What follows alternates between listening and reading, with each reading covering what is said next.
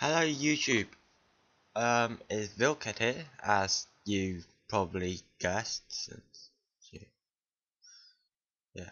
Anyway, on with the story. Now, as I said before, I want to get these chapters out to my audience as soon as possible, so I'm just going to try and shoot this all in one go, so I'm not going to stop if I make mistakes. And if I do make mistakes, I just apologise in advance. So, sitting comfortably, good, then I'll begin. Looks of Death, Chapter 7. Gravity and Shadow were sitting in a bare room, with their hands in metal cuffs behind them. The room was virtually empty. Behind the siblings stood two armed guards, just like any other questioning room.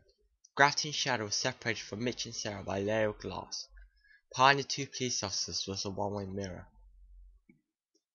Okay, you know why you're in here. Just make it easy and confess. Shadow smiled softly to himself. That line is straight out of a film.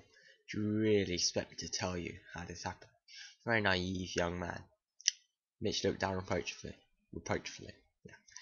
Shadow smiled more openly this time. He knew he was gaining control. So you know we did the crime, but you don't know how or what we did it. That's very interesting. You're right about that. We don't know why you did it, but for at least one murder, we know how. Shadow's face lost all of its colour, fear started to form behind his eyes. When we examined your last victim, we noticed that there were fingerprints on a man's neck, and we received an anonymous report that this man was strangled. You know, we have matched the fingerprints to your sister. Okay, that proves one case. What about the others? How do you intend to prove that we killed the other people? We covered our tracks very well. We're trying to help you. You might murder people, and yes, there will be people pressing charges, but if we hear your side of the story, then we can stop this. Sarah injected emotionally. Shadow just tossed the cupboard aside. That's the biggest load of crap I've heard in a long time. We're the bad guys. Why would you want to help us? Shadow, I think it'll be alright. Gravity spoke for the first time. She's just been sitting quietly. We know how to kill him afterwards. She whispered. You want to kill us? Try. Behind bulletproof glass and cameras all over the place. You're not able to touch us. And can still look at you though. Gravity responded. Sarah quickly signaled to a guard behind Shadow, rushed in, put a bag over Gravity's head, and dragged her out of the room. So she kills by using her sight. Shadow shrugged. The point behind it now. Okay.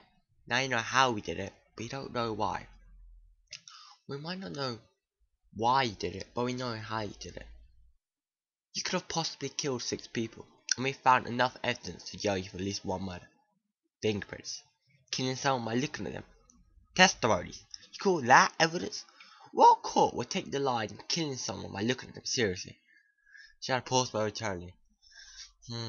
Seems like you just have enough evidence to jail us for one murder. Even if you do get me or my sister to confess, which will never happen, you can't be sure that we're telling the truth. We can use lie detectors, Sarah said quietly. Lie detectors can be sabotaged. Shadow smiled. He held all of the cards. We can always put you back on the street. Shadow's face gave another noise. Oh then, managed to survive for this long. That's the thing, isn't it? You managed to survive a number of years with money you get from begging. I'm guessing that wouldn't be a lot. Guess correct, but I'm not telling you anything. I do have the right to remain silent. Mitch slowly ran his fingers through his hair. It had been a long day and was beginning to show. Alright, we're not getting anywhere with this. The guard will escort you back to your cell. Gravity and Bliss in a separate cell. We'll talk again tomorrow. Shadow stood up and calmly walked out.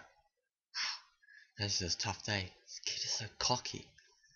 Mitch sighed and slumped down into his chair. Don't worry about it. We'll get him eventually, Sarah said, hoping to reassure Mitch. He did just the opposite. I don't know. The kid is right though. I'm not sure we even have enough evidence to bring him down from one crime. These kids look like they're capable of a lot. By the time we manage to get them in front of a jury, the witness could be dead or the fingerprints destroyed. Didn't you say you wanted to talk to me about something? Oh yeah, Sarah. I know we've only been out for a few weeks, but I believe this is a good decision. And you want to move in with me? Yeah, sure. Wow, from the way you talk, I thought you were going to propose. I haven't got a ring, but I do have the key to my apartment with me. We can start moving as soon as we finish this case. Knock, knock, knock. Sound woke Shadow up. The key started to turn the lock as the door swung open. Shadow pulled back the sheet.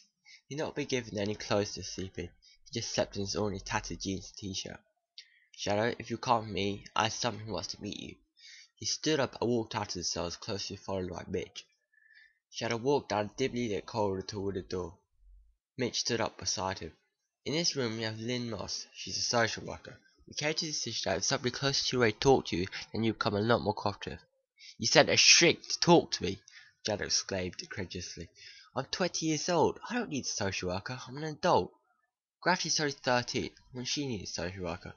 Sister was a killer. Be safe if she was confined. Shadow just smiled and looked Mitch straight in the eye. How do you know I can't kill? Mitch said nothing and slowly walked away. And that's it for chapter 7. Thanks for listening, and I'll try and get chapter 8 out to you soon. Thanks.